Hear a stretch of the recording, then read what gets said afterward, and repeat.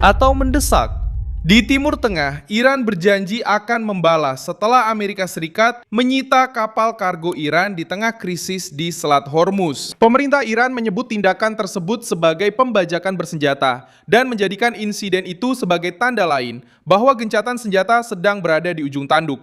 Pada 20 April 2026 ini, apa yang tampaknya menjadi peluang untuk pembicaraan baru kembali berubah menjadi situasi bentrokan, ancaman, dan tekanan langsung terhadap Teheran.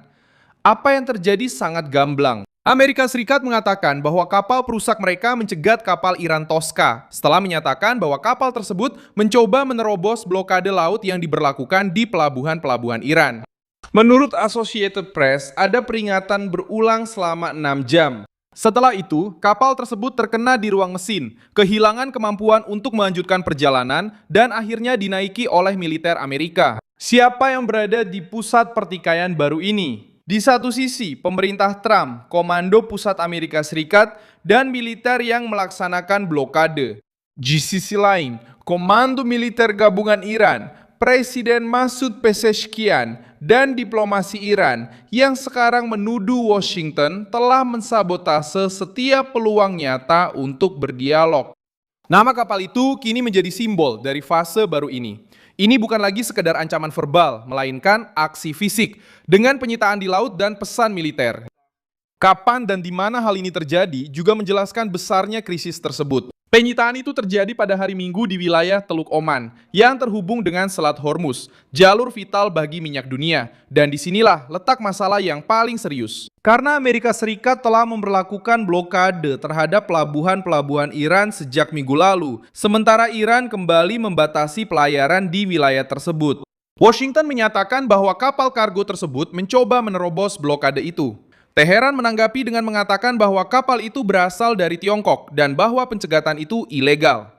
Retorika Iran langsung meningkat, tetapi fakta utamanya adalah hal lain. Blokade itu tidak lagi menjadi ancaman, melainkan berubah menjadi operasi nyata dengan intersepsi, tembakan, dan pengambil alihan kendali kapal. Mengapa hal ini sangat penting? Karena Selat Hormuz biasanya menjadi jalur sekitar 1/5 perdagangan minyak global, selain gas, pupuk, dan muatan strategis lainnya. Reuters melaporkan bahwa pada hari Senin ini, lalu lintas di selat tersebut hampir sepenuhnya terhenti, dengan hanya 3 penyeberangan dalam 12 jam. Dengan kata lain, ketegangan itu sekarang sudah tidak hanya ada dalam wacana saja. Ketegangan itu sudah menghambat jalur pelayaran, membuat perusahaan asuransi khawatir, menaikkan biaya pengiriman, dan memperbesar rasa takut. Pasar pun sudah menangkap pesannya. Pada saat yang sama, Reuters melaporkan bahwa harga minyak Brent naik 4,8%. Hal ini terjadi karena para investor mulai khawatir akan runtuhnya gencatan senjata dan munculnya fase baru serangan, pembalasan, serta blokade. Pada saat yang sama, diplomasi memasuki wilayah abu-abu. Ada harapan akan adanya putaran baru pembicaraan di Pakistan dengan persiapan keamanan di Islamabad dan kehadiran tim Amerika yang sudah lebih dulu datang. Memang sempat ada. Iran mulai memberi sinyal bahwa mereka tidak berniat untuk ikut serta saat ini. Gencatan senjata yang akan berakhir hingga hari Rabu kembali dianggap rapuh dan tidak pasti. Secara praktik, penahanan kapal tersebut mendorong negosiasi mundur. Masih ada detail lain yang menambah tekanan internasional. Tiongkok menyatakan keprihatinan atas intersepsi tersebut dan meminta penahanan diri, serta dimulainya kembali lalu lintas normal di selat itu. Hal ini memiliki bobot karena menurut Reuters, Beijing adalah pembeli utama minyak Iran. Pidato Iran berusaha menunjukkan kekuatan dengan menyebut operasi tersebut sebagai pembajakan bersenjata. Namun yang terlihat saat ini adalah rezim yang terpojok oleh tekanan yang semakin nyata di laut, di ekonomi, dan di meja perundingan.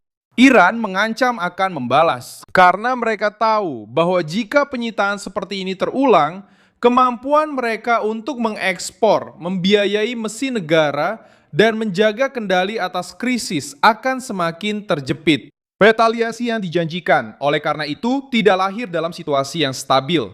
Retaliasi itu muncul di tengah eskalasi yang menunjukkan kegelisahan, kelelahan, dan kehilangan pengaruh. Situasi akhirnya sangat serius. Apa yang awalnya dimulai sebagai penyitaan kapal kargo, sekarang bisa membuka babak yang jauh lebih berbahaya di Teluk. Iran berjanji akan membalas. Amerika Serikat terus memberikan tekanan, dan Selat Hormuz tetap menjadi pusat sengketa yang mempengaruhi energi, perdagangan, dan kekuatan militer. Ini adalah tindakan nyata di laut dengan dampak langsung pada situasi kawasan dan pasar internasional. Pertanyaannya sekarang adalah bagaimana Teheran akan bereaksi? Dan jawaban itu penting karena setiap serangan baru, intersepsi, atau upaya untuk memecah blokade dapat mendorong krisis ke tingkat yang berbeda. Iran menggunakan istilah perompakan bersenjata untuk mencoba mengubah insiden ini menjadi alat politik. Tapi faktanya, penyitaan ini menunjukkan kelemahan, meningkatkan tekanan, dan memperlihatkan bahwa konfrontasi telah memasuki fase yang lebih keras.